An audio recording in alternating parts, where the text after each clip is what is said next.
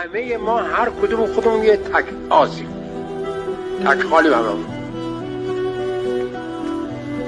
خانواده هامونو از ما یاد گرفتن خانواده نگران نباشن، چون خدای پیچوندنیم، خدای خالی بندی بودیم، خدای شیر مالوندن سر مردم بودیم. هر جور بگیم هممون آخرش بودیم دیگه، نه نبودیم. خب اینا دیگه تا آخرشه. یعنی ما به جایی رسیدیم که فهمیدیم،